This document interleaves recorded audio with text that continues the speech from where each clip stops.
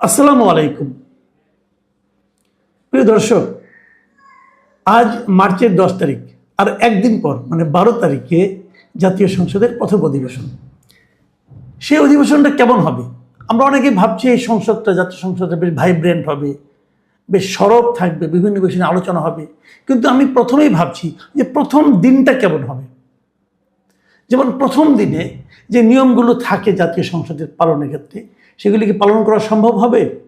যেমন ধরা যাক, জাতীয় সংসদের একটা নিয়ম হলো, নতুন যখন একটা সরকার আসে, সেই সরকার প্রথম যেদিন সংসদে বসেন সরকারের এমপিরা, সেদিন সেই সংসদের প্রথম অধিবেশনে সভাপতিত্ব করেন পূর্ববর্তী সংসদের যিনি স্পিকার ছিলেন তিনি।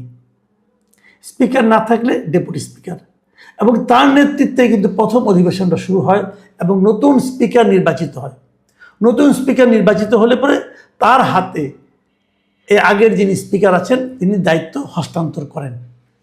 এর মধ্যে আগের স্পিকার যিনি ছিলেন তিনি যদি পদত্যাগও করেন, তবুও তিনি আসে এখানে বসবেন। পদত্যাগ করলেও, যেমন আমি আপনাকে বলি, সংবিধানে এই ব্যাপারে স্পষ্ট বলা আছে যে সংবিধানের 74-এর চ/6, 74-এর 6-এর 6 সেই অধ্যাদেশে কি বলা হয়েছে জানেন?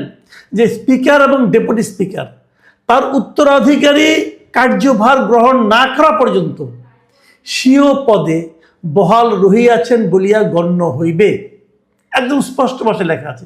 এবং ওখানে এটাও বলা হয়েছে যে এই 74-এর 2-এর ধারায় আছে কিন্তু স্পিকার কিভাবে পদত্যাগ করতে পারে, ডেপুটি স্পিকার কিভাবে পদত্যাগ করতে পারে, ডিটেল বর্ণনা আছে।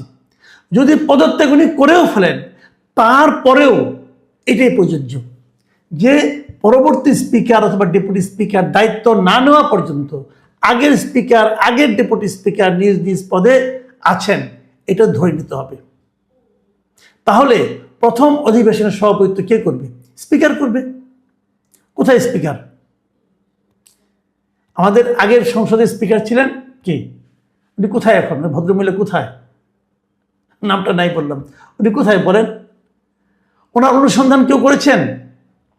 বলা হচ্ছে উনি গুম হয়েছেন। আমরা কিন্তু দেখেছিলাম যে 24 আগস্ট বিপ্লবের পর, আগস্ট যে অভ্যুত্থানটা হলো, অভ্যুত্থানের পর সেনা বাহিনীর পক্ষ থেকে একটা তালিকা প্রকাশ করা হয়েছিল যে কারা কারা সেনানিবাসে আশ্রয় নিয়েছেন, এবং সেই তালিকার শীর্ষে ছিলেন আমাদের বর্তমানে যিনি স্পিকার ছিলেন ওই সময়, সেই ভদ্রমহিলার নাম।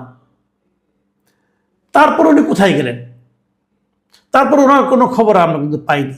প্রশ্ন উঠতে পারে না, উনি কোথায় গেলেন? উনি তো আর্মির কাছে ছিলেন।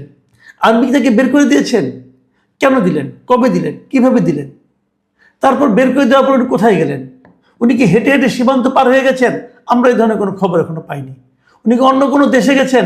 ইমিগ্রেশন আমাদের এই ধরনের কোনো ইনফরমেশন দেয়নি। তাহলে উনি কোথায়? উনি কি গুম হয়ে গেছেন? ওনাকে গুম করে ফেলা হয়েছে? আমি কিন্তু এই প্রশ্নগুলো করছি এখন। তাহলে অন্তর্বর্তীকালীন সরকারকে আগে স্পিকারকে গুম করে ফেলেছে? কোথায় তারা গুম করেছে? গুম কমিশন এটা কেন খুঁজে বের করে না? একজন লোক, তার কোনো খবর নাই, তাকে কেউ খুঁজে পাচ্ছেন না, সে কোথায় গেলেন? বের তো করতে হবে। আপনি যেমন আজকে স্পিকারে, যখন আপনি এই অনুষ্ঠানটা করবেন 12 তারিখে, আপনি কি আগে স্পিকারকে খুঁজেছেন? আগে স্পিকারের ঠিকানায় কোনো চিঠি পাঠিয়েছেন? পাঠালে সেই চিঠির কি ভবিষ্যৎ হয়েছে, কি অবস্থা হয়েছে, চিঠি কেউ গ্রহণ করেছে? এগুলো তো আমাদের জানতে হবে ভাই। মানে গাইড জুড়ে তো আপনি সব করতে পারবেন না।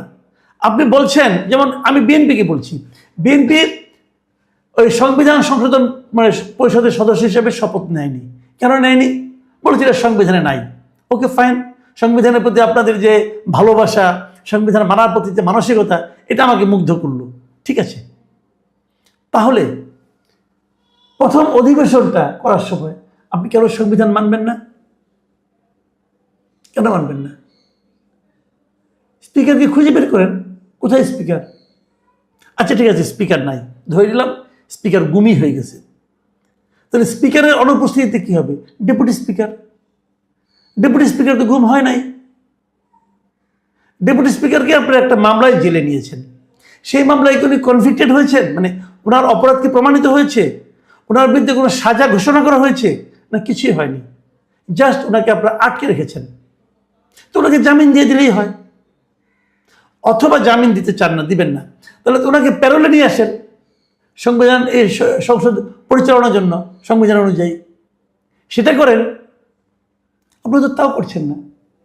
তাহলে এই যে হবে এবার, এর আগে সংসদগুলো আমার স্পষ্ট মনে আছে, একটা এরকমই রক্তক্ষয়ী আন্দোলনের মাধ্যমে কিন্তু এরশাদ সরকারের পতন হয়েছিল।